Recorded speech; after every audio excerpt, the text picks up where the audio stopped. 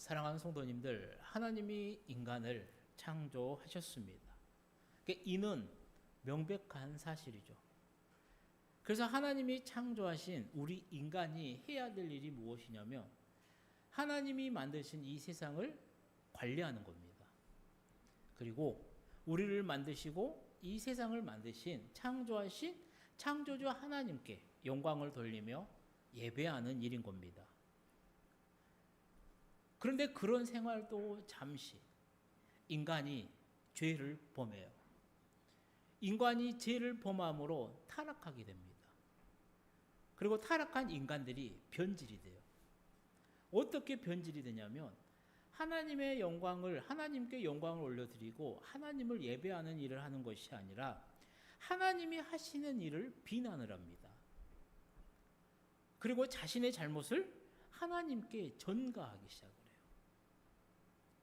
구약 성경 우리가 잘 알고 있는 최초의 인간 이 아담이 죄를 범한 후에 하나님께 이렇게 말을 해요. 우리 창세기 3장 말씀 함께 읽어보도록 하겠습니다. 아담이 이르되 하나님이 주셔서 나와 함께 있게 하신 여자 그가 그 나무 열매를 내게 주므로 내가 먹었나이다. 아멘. 이게 무슨 말인지 알잖아요. 아담이 죄를 범하고 하나님께 뭐라고 하냐면 내가 잘못했습니다가 아니에요. 하나님이 내게 주신 그 여자가 그가 나를 그 열매를 먹게 했다라는 겁니다. 자신이 먹었는데 내 잘못을 하나님에게 전가를 해요. 이 에덴 동산에서부터 시작한 이 책임의 전가가 구약 말라기, 구약의 마지막 성경이 말라기 시대에도 나와요. 주께서 어떻게 우리를 사랑하셨나이까? 너희가 말로 여호와를 괴롭게 하고도 이르기를 우리가 어떻게 여호와를 괴롭혀 드렸나이까 하는도다. 너희가 완악한 말로 나를 대적하고도 이르기를 우리가 무슨 말로 주를 대적하였나이까 하는도다. 아멘. 이게 하나님의 말씀. 내가 너희를 얼마나 사랑하는데 근데 내가 내 삶을 보니까 달라지는 게 없어요. 더 안 좋아요. 그러니까 하나님한테 뭐라 그래요? 주께서 언제 우리를 사랑했냐라는 거예요. 하나님을 말로 막 쌀데기 없는 말로 괴롭혀도 해놓고도 우리가 언제 하나님을 괴롭게 해드렸냐라는 거예요. 그럼 지금 우리 시대는 어떨까요? 우리 시대. 어떻게 보면 그리스도인에게 가장 큰 영향력을 끼친 사람이 바로 이 C.S. 루이스라는 사람일 겁니다. 이분이 그의 책 피고인의 하나님이라고 하는 책에서 이렇게 말을 해요.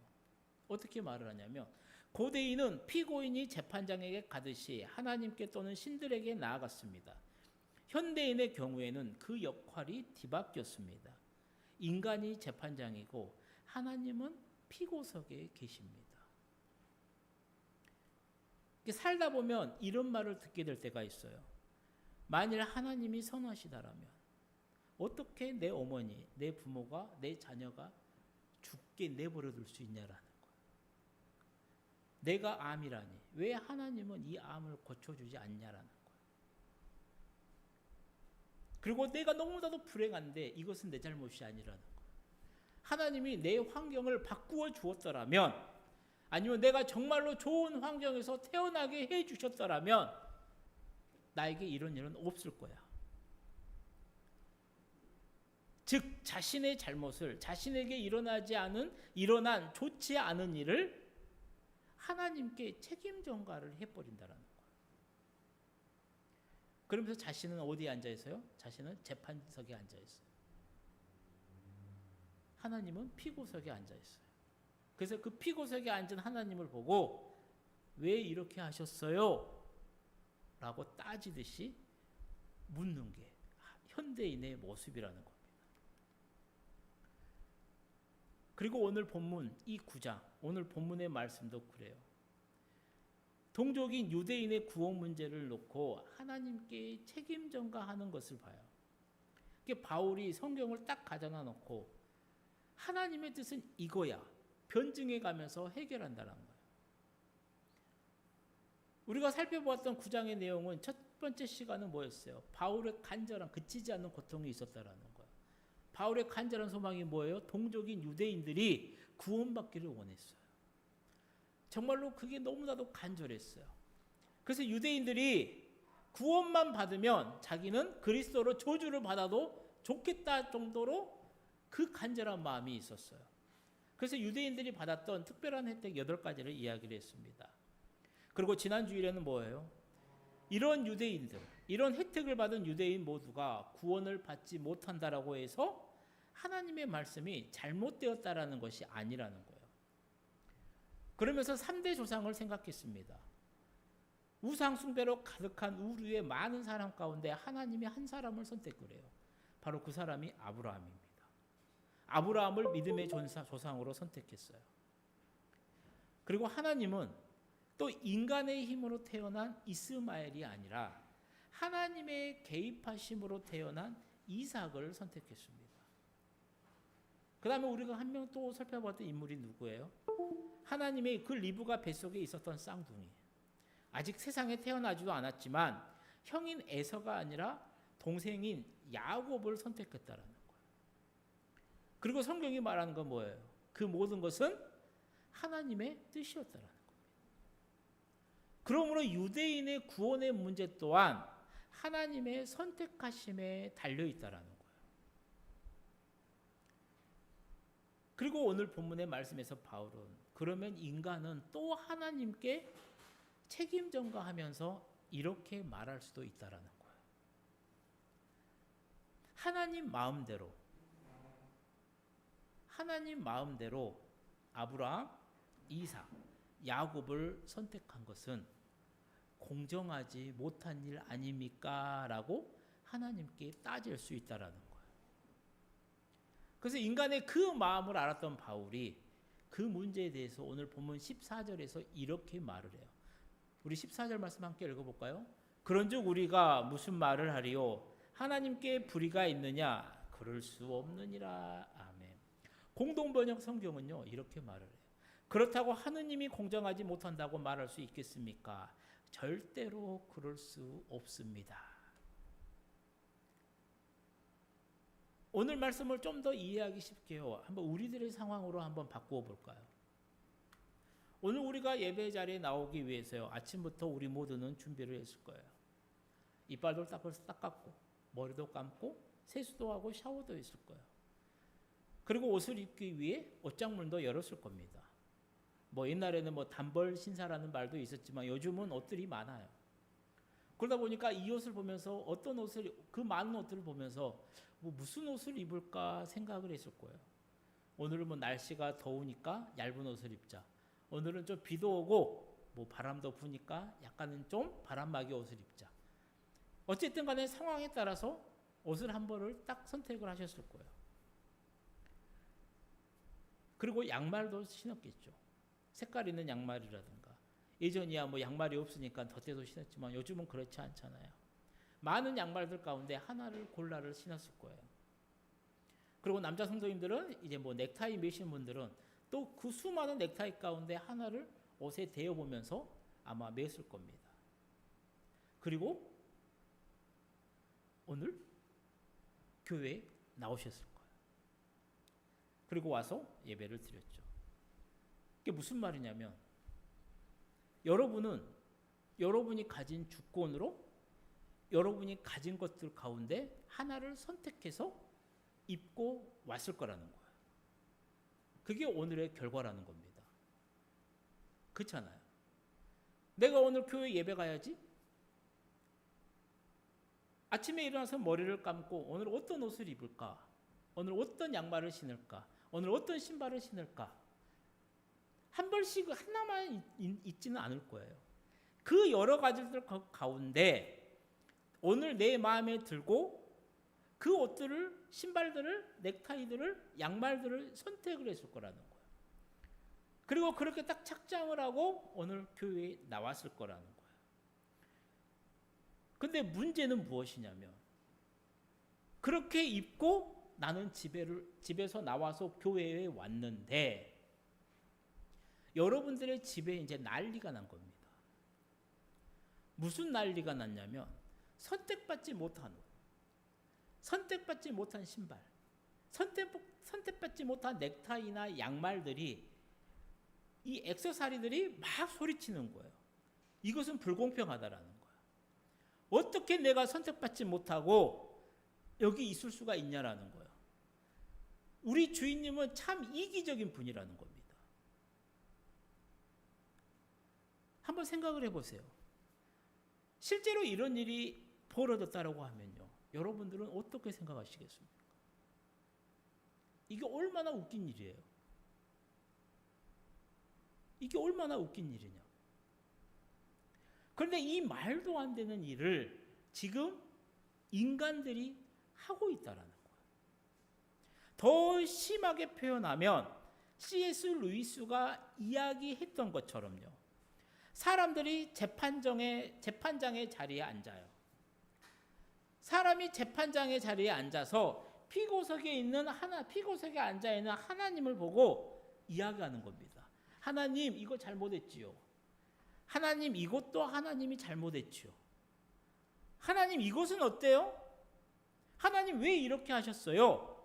라고 조목조목 하나님께 따지고 비판한다라는 겁니다. 지금 바울이 하는 이야기가 그거예요.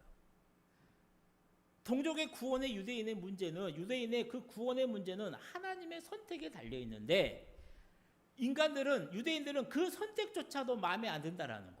그건 하나님이 잘못했다라는 거예요. 그래서 바울이 지금 유대인이 그 선택받지 못했다라고, 하나님이 불의하다라고 생각한 것은 너희들이 잘못이다라고 지금 바울이 말하고 있는 겁니다. 그러면서 그 유대인들을 이해하기 쉽도록요, 출애굽기의 예를 들어요. 출애굽의 대표적인 인물 누구예요? 모세와 바로를 들어 설명합니다. 모세에게 이르시되, 성경이 바로에게 이르되. 오늘 우리가 해야 할 일도 그거예요. 하나님이 모세에게 어떻게 했는지, 또 하나님이 바로에게는 어떻게 했는지 우리가 알아야 된다는 겁니다. 첫 번째는 모세죠. 우리 오늘 본문 15절 말씀을 함께 읽어볼까요? 모세에게 이르시되, 내가 긍휼히 여길 자를 긍휼히 여기고 불쌍히 여길 자를 불쌍히 여기리라 하셨으니. 아멘. 성경을 보게 되면 내가라는 말 앞에 미음이라고 적어져 있습니다. 그리고 성경을 딱 보게 되면요, 성경 제가 미음 밑에 뭐라 써졌냐면 출애굽기 33장 19절이라고 딱 적어졌어요. 이게 무슨 말이냐면 바울이 출애굽기 33장 19절 말씀을 인용했다라는 거예요. 그러면 출애굽기 33장 19절이 어떤 말이냐면, 우리 함께 읽어볼까요? 여호와께서 이르시되, 내가 내 모든 선한 것을 내 앞으로 지나가게 하고 여호와의 이름을 네 앞에 선포하리라. 나는 은혜 베풀 자에게 은혜를 베풀고 긍휼히 여길 자에게 긍휼을 베푸느니라. 아멘. 이 전체의 내용을 가지고 아마 저 빨간 부분의 말씀을 오늘 본문 여기서 이제 인용을 했겠죠. 그러면 출애굽기 저 말씀을 33장을 이해하려면요, 출애굽기 32장의 말씀을 알고 있어야 돼요. 출애굽기 32장을 가게 되면요, 우리가 너무나도 잘 알고 있는 금송아지 사건이 나옵니다. 금송아지. 모세가 시내산 위에 올라가요.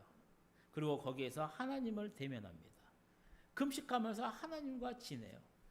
그리고 우리가 잘 알고 있는 것처럼 하나님에게 모세가 뭐를 받아요? 율법을 받습니다. 율법을. 모세는 정말로 하나님과 영화로운 시간을 보내고 있었어요. 근데 그 시간에 산 밑에서는 무슨 일이 일어나요?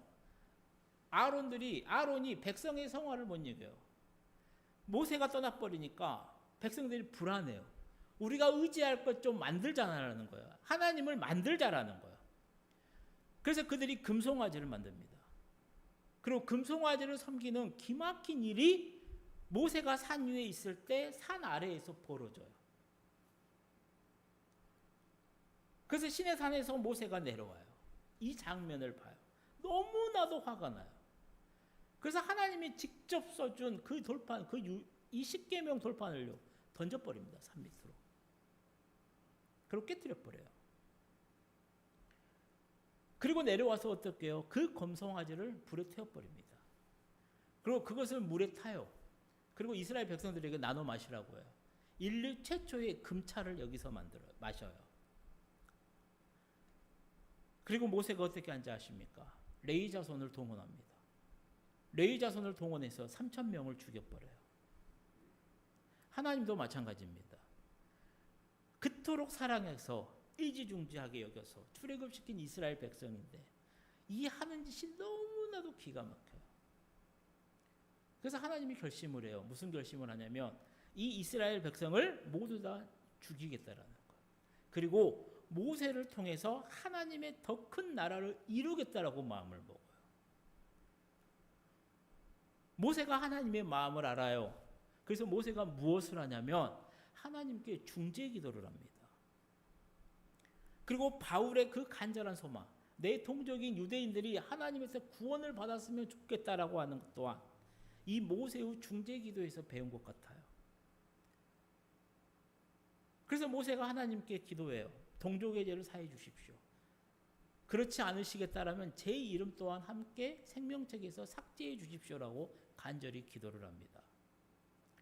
그리고 하나님이 모세의 그 간절한 중재의 기도를 들어주세요. 그리고 출애굽기로 33장을 넘어오게 되면 모세의 두 가지 요구도 함께 들어주십니다. 첫 번째가 뭐냐면 모세의 요구가 뭐였냐면 하나님이 이스라엘 백성들과 함께 가나안으로 가셔야 된다라는 거예요. 두 번째는 뭐냐면 하나님을 한번 뵀으면 좋겠습니다. 그러니까 오늘 본문의 말씀 주의 영광을 내게 보이소서, 이 출애굽기 33장 18절에 대한 하나님의 답변이라는 거예요. 그러니까 여호와께서 이르시되 내가 내 모든 선한 것을 내 앞으로 지나가게 하고 여호와의 이름을 내 앞에 선포하리라. 나는 은혜 베풀 자에게 은혜를 베풀고 긍휼히 여길 자에게 긍휼을 베풀이라. 아멘. 나의 모습이 보고 싶어? 그럼 내가 네 앞으로 지나갈게. 내 이름을 네 앞에서 선포할게. 내가 너에게 긍휼과 은혜를 베풀어 줄게. 그리고 하나님의 얼굴을 만약에 모세가 보게 되면 어떻게 돼요? 죄인이 모세가 보게 되면 죽어요. 그러니까 하나님이 모세를 바위틈에 숨기십니다. 바위틈에 세워요. 하나님의 손으로 그를 덮어요. 그리고 하나님의 얼굴, 하나님의 앞모습을 못 보게 합니다. 그리고 지나가는 하나님의 등만을 보도록 하신 겁니다. 우리가 생각할 게 뭐예요? 모세가 진짜 대단하잖아요. 하나님이 대면했어요. 하나님과 함께 살았어요. 하나님과 직접 율법을 받았어요. 하나님의 마음을 바꿨어요. 얘들 다 죽여야지. 너희는 안 되겠다. 그 마음을 돌이키게 한 게 모세입니다. 그리고 모세가 말한 약속 또한 하나님이 그래 들어주셨어요. 도대체 모세가 얼마나 대단한 사람이길래, 왜 모세가 뭐가 대단한 사람이길래? 자, 인간적인 생각으로 한번 봐보세요. 우리가 모세의 삶을 잘 알잖아요. 모세가 뭐가 그렇게 대단합니까? 이 애굽에서 이스라엘 백성들, 히브리인들이 노예 생활하면서 고생할 때요, 모세가 어떻게 살았어요? 바로의 왕자가 되었어요. 왕궁에서 40년 동안요 호의호식했던 사람이 모세입니다. 그리고 애굽인을 죽여요. 그게 탈로가 나요. 그 자신의 목숨을 구하고자 살려고요. 그 36개 도망친 사람이 바로 모세였다라는 거예요. 그렇게 40년을 광야에서 살았어요. 그런 모세를 하나님이 출애굽의 주역으로 세우세요. 그리고 그 큰 일을 이루십니다. 그리고 하나님은 모세의 모든 기적 또한 기도 또한 들어줘요. 모세를 통해서 엄청난 일들을 행했어요. 홍해를 갈랐잖아요. 물도 나오게 했잖아요. 만나와 매출하기도 줬잖아요. 정말로 엄청난 일들을 해줬다니까. 도대체 왜 하나님은 모세에게 해주셨냐라는 거예요. 모세의 뭐가 잘나서? 성경이 말하는 정답은 딱 하나입니다. 하나님이 그렇게 하고 싶었기 때문이라는 거예요. 하나님의 마음이 그러하셨기 때문이라는 거예요. 하나님이 모세에게 은혜를 베풀어주고 싶었기 때문이라는 거예요. 이는 이스라엘도 마찬가지예요. 이스라엘 백성들 우리가 잘 알잖아요. 출애굽의 은혜를 입었어요. 나오자마자 언제 그랬냐는데 하나님과 모세를 원망합니다. 심지어 금송아지를 만들어 놓고요, 하나님이다라고 섬겼던 사람들이 이스라엘 백성들이에요. 우리가 생각해 봐야죠. 그러면 왜 하나님은 이 이스라엘 백성들에게 그 큰 긍휼과 은혜를 베풀었냐고요. 왜 그랬을까? 그건 역시 하나님이 그렇게 하고 싶었기 때문이라는 거예요. 하나님이 그렇게 하고 싶었기 때문에. 그러면 이들만 그러냐라는 거예요. 아니잖아요. 지금 오늘 우리의 모습도 생각해 보세요. 신앙생활하고 있는 나의 모습을 한번 똑바로 들여다보세요. 여러분들 한 분 한 분 만나서 이야기하면요, 얼마나 똑똑한지 몰라요. 한 사람 한 사람 만나면요, 교회 다닌다는 사람들 한 사람 한 사람 만나서 이야기하잖아요. 그러면 그들이 하나님이에요. 참 괜찮아요. 신앙적으로 괜찮아요. 근데 명백한 사실은 뭐냐면 하나님에게 공의만 있었다라고 하면요, 긍휼이나 은혜가 아니라 공의만 있었다라고 하면요, 우리는 모두 다 즉사해야 돼요. 우리는 죽어야 될 사람이라는 겁니다. 그런 오늘 우리가 하나님의 은혜 가운데 이렇게 살아가고 있다라는 거예요. 우리 또한 하나님이 그렇게 하고 싶었기 때문에 오늘 하루를 이렇게 행복하게 살아간다라는 거예요. 그것을 믿어야 된다라는 거예요. 이것을 깨달은 바울이 16절에서 쐐기를 박는 말씀을 해요. 우리 함께 읽어볼까요? 그런즉 원하는 자로 말미암음도 아니요 다른 덕질하는 자로 말미암음도 아니요 오직 긍휼히 여기시는 하나님으로 말미암음이니이다. 아멘. 다른 박질한다는 말은 뭐래요? 노력한다라는 말이에요. 그래서 공동 번역은 이렇게 번역을 해요. 함께 읽어봅시다. 하나님의 선택을 받고 안 받는 것은 인간의 의지나 노력에 달려있는 것이 아니라 오직 하나님의 자비에 달려있는 것입니다. 아멘. 바울이 말하는 게 이거예요. 책임 전가할 필요 없다라는 거. 하나님이 그렇게 하고 싶었다라는 거. 그래서 모세를 통해서 이걸 알려줘요. 두 번째 인물은 누구예요? 바로입니다. 바로. 바로를 들어서 또 이야기를 해요. 우리 오늘 본문 17절 말씀 함께 읽어볼까요? 성경이 바로에게 이르시되 내가 이 일을 위하여 너를 세웠으니 곧 너로 말미암아 내 능력을 보이고 내 이름이 온 땅에 전파되게 하려 함이라 하셨으니 아멘. 이 17절 말씀을 봐도 그래요. 내가라는 말에 비읍이 적어져 있어요. 그리고 성경책을 보면 비읍 하단에 보면요, 출애굽기 9장 16절이라고 적어져 있어요. 그러니까 바울이 이 말씀을 인용했다라는 거예요. 우리 출애굽기 9장 말씀 함께 읽어볼까요? 내가 너를 세웠음은 나의 능력을 내게 보이고 내 이름이 온 천하에 전파되게 하려 하였음이니라. 아멘. 지금 하나님께서 바로에게 이 말씀을 할 때가 언제냐면요, 모세를 통해서 바로에게 10가지의 재앙을 내리는 가운데 7번째 재앙을 내렸을 때 이 말씀을 하세요. 출애굽기 7장부터 11장을 보게 되면요, 우리가 잘 알고 있는 하나님의 10가지 재앙이 나옵니다. 예굽에 내린 10가지의 재앙이 나와요. 첫 번째 피 재앙, 그 다음에 개구리 재앙, 벼룩 이 재앙, 그 다음에 파리 재앙, 그 다음에 가축이 전염병이 들어요. 그 다음에 악성 종기가 생겨요. 그 다음에 우박이 나오고요, 메뚜기가 나오고요, 흑암이 돼요.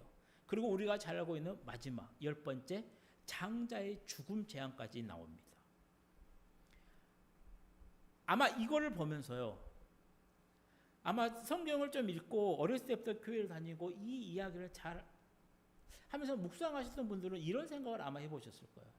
야, 모세 참, 이 바로가 참 어리석은 인간이다라는 거예요. 그런 생각 안 해보셨습니까?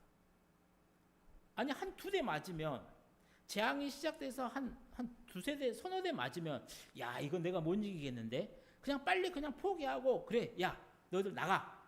얼른 가. 그랬으면 얼마나 좋았겠냐라는 거야. 근데 한 대 맞고, 야, 그래, 내가 해줄게. 2대 맞고 해줄게. 아니, 그래도 안 되겠어. 또 3번째 맞고, 4번째 맞고, 8번째 맞고, 9번째 맞고, 10번째 맞을 때까지 바로 가요. 좀 미련하다 할 정도로 마음을 움직이지 않았다라는 거예요. 그러다 결국 어떻게 돼요? 10번째 재앙, 흑암 재앙이 나오고 10번째 장자의 죽음의 그 재앙까지 겪고 나서야 바로가 무조건적인 항복을 합니다. 왜 바로가 이렇게 멍청하고 미련한 짓을 했냐라는 거예요. 왜 바로가? 왜 계란으로 파헤치는 그런 짓을 했냐라는 거죠. 거기에 대한 하나님의 답입니다. 하나님이 바로를 통해서 일하셨기 때문이라는 거예요. 바로의 마음을 강팍하게 해서요, 애굽 사람들이 섬겼던 신 하나하나를 전능하신 하나님 앞에서 깨뜨려 버린 겁니다. 항복하게 하셨다라는. 그러기 위해서 바로를 들어 사용하셨다라는 거예요. 그리고 나서 바울이 오늘 본문 18절에서 이렇게 결론을 짓습니다. 그런즉 하나님께서 하고자 하시는 자 모세 긍휼히 여기시고요. 하나님이 하고자 하시는 자를 바로를 완악하게 하셨습니다. 하시느니라라고 말씀을 해요. 이게 오늘 본문의 말씀의 내용이었습니다. 이제 말씀을 마치려고 해요. 사랑하는 성도님들, 오늘 우리는 이 본문의 말씀에서 정말로 두 가지를 꼭 염두에 둬야 돼요. 두 가지. 하나는 뭐냐면요, 바울의 태도예요. 바울의 진지한 태도입니다. 우리가 9장을 시작할 때부터 바울의 그 태도에 대해 이야기를 했었어요. 뭐냐면 바울은 신앙이나 삶에 어떤 문제가 생겼었을 때요, 어디를 가냐면 처음으로 돌아갑니다. 내 경험이라든가 내 생각이라든가 내가 정말로 존경하는 사람한테 귀를 기울이는 게 아니라 바울은 자신의 신앙이나 삶의 문제가 있을 때 어디로 가냐면 하나님의 말씀으로 돌아갑니다. 그리고 말씀에서 점검을 해요. 그리고 그 점검에서 하나님의 말씀이 이랬지, 내가 가야지. 근데 그 말씀에 대한 다시 반론이 생기면요, 사도 바울은 다시 하나님의 말씀으로 점검을 해요. 이게 정말로 중요한 태도입니다. 신앙인들에게. 우리가 살아갈 때 문제가 없으면 좋아요. 그냥 기도한 대로 다 이루어졌으면 좋겠어요. 그냥 편하게 살다가, 건강하게 살다가, 내 가족, 내 부모, 내 자녀 다 행복하게 살다가 그냥 주님 품에 가면 좋겠어요. 근데 그러지가 않아요. 수많은 문제들이 생깁니다. 수많은 삶의 답답한 장벽 앞에, 장애물 앞에 놓입니다. 그 앞에 서게 될 때가 너무나도 많아요. 바울이 보여준 태도가 그거예요. 그럴 때 여러분의 생각, 여러분의 경험, 여러분의 인맥으로 그 답을 찾지 말라라는 거예요. 그럴 때 말씀으로 돌아가서 하나님의 말씀 앞에서 그 문제에 대해서 고민을 해보고 상고해보고 답을 찾으라는 겁니다. 그리고 그 말씀에서 답을 찾았으면요, 목숨 걸고 그 말씀을 지키라는 겁니다. 그게 바울의 태도예요. 두 번째가 뭐냐면요, 하나님의 주권을 인정해야 된다는 겁니다. 오늘 설교의 말씀의 제목이 하나님의 주권입니다. 지금 세상 사람들은 물론이고요, 믿는 사람들도요, 하나님의 주권을 인정하지 않아요. 그러다 보니까 가장 중요한 신앙이 흔들려 버려요. 한번 생각을 해보세요. 여러분들이 지금 가장 소중하게 여기는 것들 다 누구의 손에 있습니까? 뭐 자신이라든가 자녀라든가 가정이라든가 교회라든가 건강이라든가 물질이라든가 내가 정말로 소중하게 생각하는 것이 누구의 손에 있어요? 하나님의 손에 있다라고 우리는 고백을 해요. 그런데 정말로 그렇게 고백한 사람이라면 어떻게 돼요? 분명히 말씀드릴게요. 그의 삶 가운데 날마다 하나님의 인자와 긍휼을 풍성하게 경험하며 살아갈 겁니다. 그러니까 슬픔이 없어요. 기쁨이 있잖아요. 그러니까 그 삶에 소망이 있어요. 웃음이 있어요. 근데 말은 그렇게 해요. 근데 하나님의 주권을 인정하지 않아요. 내 삶은 내가 주인이라는 거예요. 내 뜻대로, 내 경험대로, 내 지식대로, 내 힘대로 다 해보려고 해요. 그러고서 안 되면 어떻게 해요? 하나님한테 가서 기도해요. 그리고 하나님이 내가 원하는 답을 주셔야 돼요. 그 기도의 응답을 주셔야 돼요. 그렇게 하지 않았을 때는 어떻게 해요? 기도 응답이 아닌가? 또 포기를 해버려요. 그리고 또 시간이 흘러가면 그 문제가 없어지는 게 아니라 덮어지는 겁니다. 그리고 또다시 그 문제 앞에 섰을 때 똑같은 역할을 낸다는 거예요. 한번 곰곰이 생각해 보세요. 나는 내 삶의 문제를 만났을 때 하나님의 말씀에서 그 정답을 찾는지, 그 말씀을 읽고 말씀을 생각하면서 말씀 안에서 이겨보려고 해결해 보려고 정말 몸부림치는지, 내 삶에 있는 모든 것이 다 하나님의 주권, 하나님의 손에 있음을 내가 분명하게 인정하고 오늘 내가 살아가고 있는지. 오늘 본문의 말씀, 사도 바울의 말이 그겁니다. 힘든 일 있을 때, 어려운 일 있을 때 하나님 앞에 나오라는 거예요. 하나님 말씀에서 답을 찾으라는 거예요. 그리고 하나님은 창조주, 나는 피조물. 우리의 자리, 우리의 주제를 명확하게 인식하고 하나님 앞에 기도하며 순종하며 살아가라는 겁니다. 바라기는 사랑하는 우리 모든 성도님들이 정말로 이 모세와 바울처럼 이 믿음의 확신을 분명하게 가지시고요. 날마다 주님을 따르는 복된 삶을 살아가시기를 주님의 이름으로 간절히 축원드립니다. 기도하겠습니다. 사랑의 하나님 아버지, 우리에게 베푸신 은혜가 참 많습니다. 오늘도 로마서 귀한 말씀을 통해 세상 모든 것은 하나님의 손에 있음을 다시 깨닫습니다. 이 시간 우리 모두에게 지혜를 더하셔서 하나님의 주권을 인정하고 그래서 세상의 것을 구하고 그런 헛된 삶을 살아가는 우리가 되지 않도록 아버지 우리를 인도하여 주옵소서.